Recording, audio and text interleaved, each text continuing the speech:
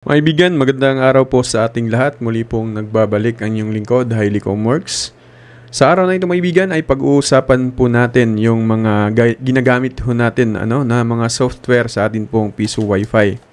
So, nag-trending ngayon, yun pong LPB, kasi ang dami pong nagre-reklamo about po sa software po ng LPB, mga kaibigan. So, ilan lang naman yung atin pong pag-uusapan at ang sentro po ng ating pag-uusapan ngayon ay ang LPB po, mga kaibigan. So, before ho tayo magpapatuloy, ay gusto ko lamang pong i-shoutout yung atin pong mga kaibigan na nag-join po sa atin pong pa-shoutout sa atin pong YouTube channel. Gusto ko pong i-shoutout, makikita po ninyo sa screen, mga kaibigan, sa ang kaibigan natin na si Mr. Hype. Maraming salamat, sir, sa pag-join ng atin pong pa-shoutout. Kay Sir Alaboy, maraming salamat din po, sir, sa pag-join ninyo. Kay Sir Carmelo, shoutout po. Ito po yung mga kaibigan natin na matagal na din na nag-stay sa atin pong pa-shoutout. Sir Joel, ganun din si Sir Joel. Matagal na din po itong atin pong member, At si Sir Orlando, ay ganun din po, mga kaibigan. Makikita nyo po sila sa screen. Kahit lamang po ay ilan lamang po yung atin pong mga members ng ating pa-shoutout, ay malaking tulong na din po yon sa atin pong YouTube channel. So ngayon, mga kaibigan, ang dami pong nagre-reklamo ng software po ng LPB. Okay, so base din po, mga kaibigan, sa sarili ko din na survey, Kasi ako po ay matagal na din po sa LPB. Actually, ang pinakaunang software na ginagamit ko ay ang Easy Wi-Fi po, mga kaibigan. So, pangalawa na po yung LPB noong 2020. So, 2019, 18-19 ata yun, Easy Wi-Fi ang pinakaunang software na ginagamit ko. Tapos, pangalawa, yun pong LPB. Okay? So, sabi ng iba, ang pangit daw ngayon ng LPB kasi hindi ko lang ma-screenshot yung mga comment, mga kaibigan. Kasi daw po ay bigla pong nawawala ng credit or time.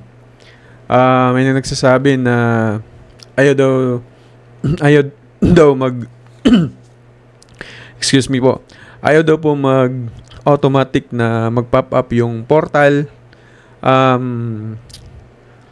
Ano pa yon? Ang dami, mga kaibigan, hindi daw siya hindi daw tawag dito. Hindi daw nagde-detect yung coin slot sa credit niya, mga kaibigan, yung coin pala, hindi na-detect. So, yun yung mga kadalasan na mga reklamo dahil daw po sa LPB software po, mga kaibigan. Okay, so ako po ay matagal na pong gumagamit ng LPB. Yun nga, 2020. Hanggang ngayon ay gumagamit pa din ako. Ginagamit ko pa din yan, mga kaibigan. Pero hanggang 15.3 yung version na ginagamit ko. Kasi yun yung sabi ng support na mas stable. So, totoo naman po, mga kaibigan, na stable talaga yung 15.3. Pero, dapat, kung kayo po ay gumamit or naka-flash noong 2023, noong 15.3, tapos nagloko yung inyong vendor nung 2024 or ngayon, pero yung image niyan is noon pang 2023, ay dapat pong baguhin na po ninyo or mag-flash na po kayo ng bagong image ng LPB. At yung pong i-download niyo ay yun pong 15.3 din po, mga kaibigan. Kasi nga po, stable po talaga ang version po na yan, Actually, wala naman po talaga akong nakitang problema sa 15.3. Nawawala ng credit, nag-automatic yung credit. Yung mga sinasabi ng problema po, mga kaibigan, ay wala pong akong na-experience na dahil po sa software or dahil po sa version ng 15.3 or LPB.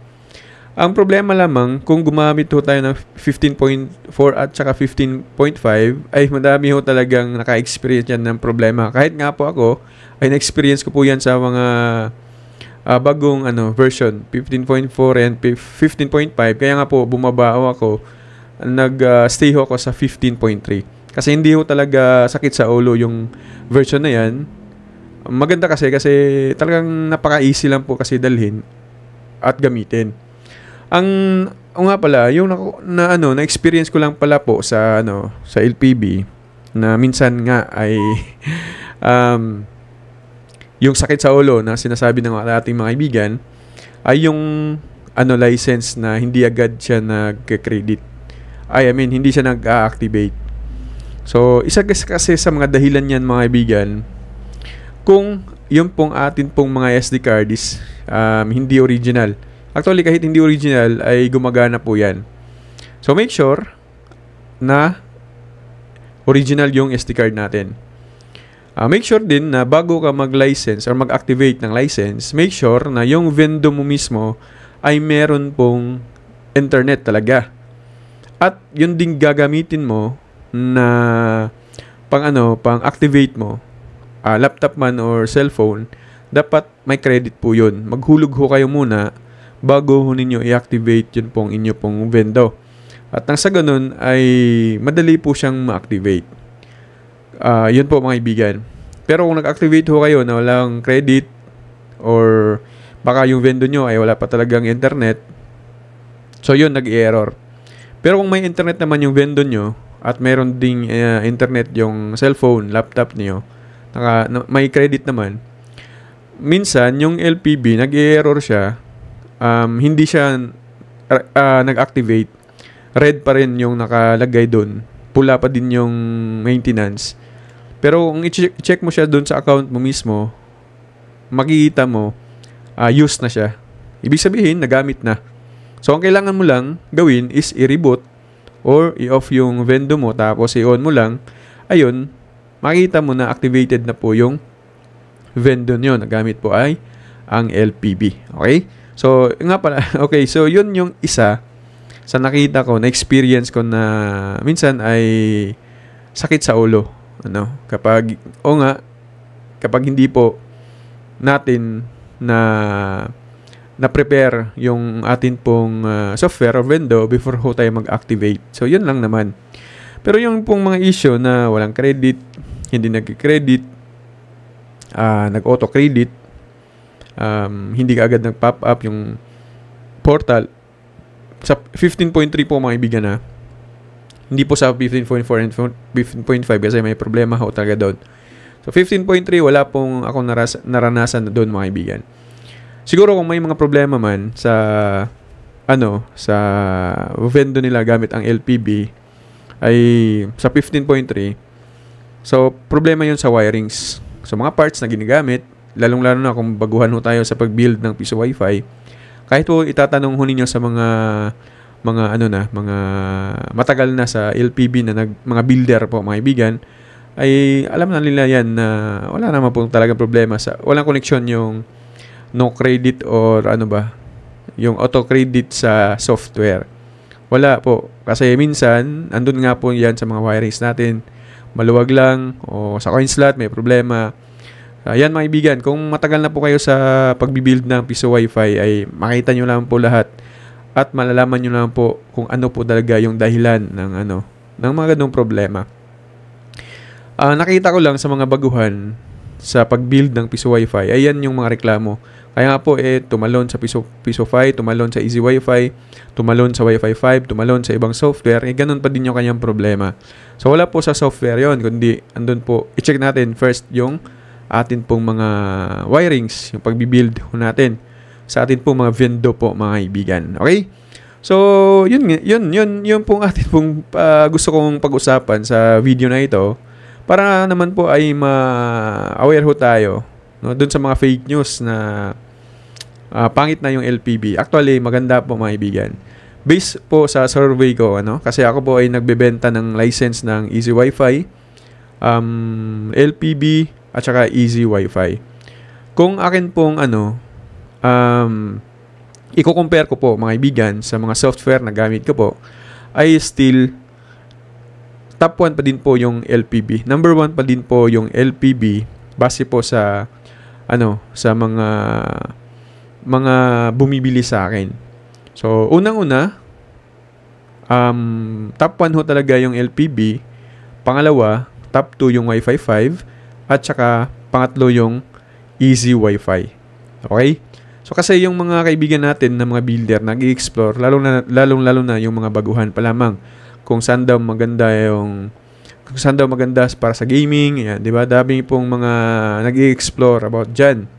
Pero based sa experience ko mga kaibigan, may mga vendor kasi ako, matagal na din po mga kaibigan, So may mga vendor ako na gamit ko ay LPB, Easy Wi-Fi at saka bago lang yung Wi-Fi 5. So nagustuhan ko sa Wi-Fi 5 kasi yun nga, yung may priority gaming siya. Gaming priority, I mean. Gaya din po ng LPB. Pero may pagkakataon naman na medyo mabagal yung takbo ng LPB sa isang vendor. Sa isang vendor naman, yung Wi-Fi 5 ay ganun din. At yung Easy Wi-Fi maibigan na kasi napakaganda nung mas maganda talaga yung yung experience ko sa Easy Wi-Fi. Kasi po maibigan, hindi po siya na limit yung kanyang bandwidth.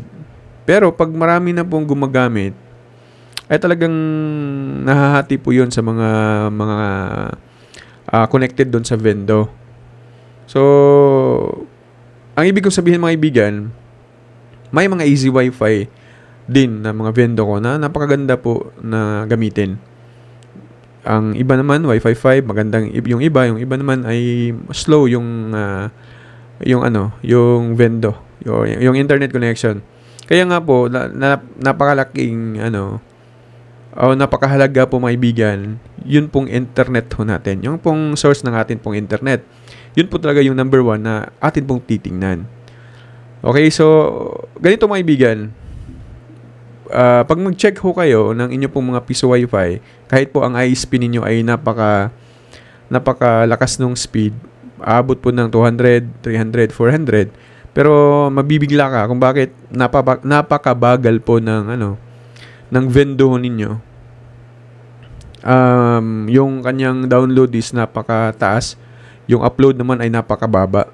Hindi nga po aabot ng 1 Mbps, Tapos yung download is dapat alam nyo po ito mga kaibigan dapat i-check nyo po ito kasi yun pong dahilan na mabagal po yung vendor ninyo kasi yung upload niya ay mababa lamang. Isa sa mga solusyon dyan, magbibigay na din po tayo ng tip, ay parang hindi po sila compatible nung ginamit natin ng mga switch, router, kasi kung kasi maibigan, kapag yung switch ho ninyo ay non giga, tapos gumagamit ka ng tawag dito from giga, tapos gumagamit ka ng non giga, tapos hindi naman din maganda yung pag-crimp ng ng UTP cable, dun yun nagsisimula yung problema maibigan, base din sa experience ko. Okay, so para maiwasan yun, kailangan kung anong gamit natin sa server natin, ganoon din po yung gagamitin natin sa atin pong hanggang dun po sa piso Wi-Fi natin. Dapat naka-gigabit ho tayo. Kung nan-giga naman, dapat naka-nan-giga po yan maibigan. Lalong-lalo na sa mga gumagamit po ng naka-MediaCon pa lamang po. Okay, so yun yung dahilan sa mga vendor. Balik tayo maibigan sa LPB. Still ngayon ay hindi ko pa din po bibitawan yung LPB kasi napakaganda naman po ng LPB. Napaka-easy at talagang friendly use lamang po. Gaya din po ng Easy Wi-Fi at saka ang Wi-Fi 5 mga kaibigan. Ang maganda sa Wi-Fi 5 kasi maraming mga pwede mong gamitan doon. Okay, so sa lahat po ng hindi pa po naka-testing ng Wi-Fi 5, i-recommend ko din yung Wi-Fi 5. Meron na tayong binebenta na license sa vendor ng Wi-Fi 5, Easy Wi-Fi, meron din po tayong benta na yan mga ibigan sa vendor at saka LPB at Piso Pi. Pero hindi po ako nagbebenta ng license ng Piso Pi. Sa vendor lamang po ng Piso Pi mga ibigan. Kung kayo po ay magtatanong, kung meron po tayong tutorial about sa LPB, Easy Wi-Fi, Wi-Fi 5, kompleto po tayo mga ibigan sa atin pong YouTube channel. Bisitahin nyo lamang po at i-view po ninyo mga ibigan. Hanapin nyo lamang po sa atin pong YouTube channel. Kasi makikita nyo din po lahat-lahat ng ating mga tutorial dyan. So kung kayo po maibigan ay baguhan pa lamang po sa ating pong YouTube channel, sana ay huwag nyo kaligtaan na mag-subscribe, mag-like po ng ating video, mag-share ho ng ating mga video mga kaibigan para maging aware ho kayo sa lahat po ng ating pong mga bagong tutorial na i-upload. Actually, ngayon lamang po ay pinag-usapan lamang ho natin yung pong software po ng LPB at gusto ko lamang pong klaruhin sa inyo na hindi pa po pinababayaan yan ng developer ng LPB mga kaibigan. Kahit nga po mga kaibigan, ang LPB ay binura or in-erase, hindi na po namin makita as distributor po ng LPB. Napakatagal po namin doon, nabura sa kanilang site. Kahit po wala na po kami doon, ay wala pong problema yon. Kahit hindi ko pa po narinig sa developer na nagpapasalamat sila, hindi ko lang alam sa iba, or nagbibigay ng mga bonuses every December, wala talaga. Pero okay lang din, okay lang sa akin kasi okay din naman yung system. Maganda sa Wi-Fi 5, nakita ko doon sa kanilang site mga kaibigan or sa Facebook groups, ang daming mga binibigay nung developer ng Wi-Fi 5. Talagang saludo din ako doon sa developer mga kaibigan. Ang daming nabigyan ng mga license, grabe, umuulan doon ng license. Ang daming nakatanggap ng ng mga bonus talaga doon. Pero ako, hindi ako nakatanggap mga kaibigan kasi bago pa lamang po tayo. At ganoon din yung Easy Wi-Fi mga kaibigan, ay saludo din ako dyan sa developer na yan kasi may bonus din po yan mga kaibigan. Nagbibigay din po yan sa amin ng mga bonus every December po mga kaibigan. Okay, kung kayo po ay magtatanong nga pala sa license kung magkano, ang LPB is 900, ang Wi-Fi 5 is 500, Easy Wi-Fi ay 700 po mga kaibigan. So yun naman po ang akin pong ibabahagi sa inyo sa araw na ito. Magandang araw po sa ating lahat and God bless us all.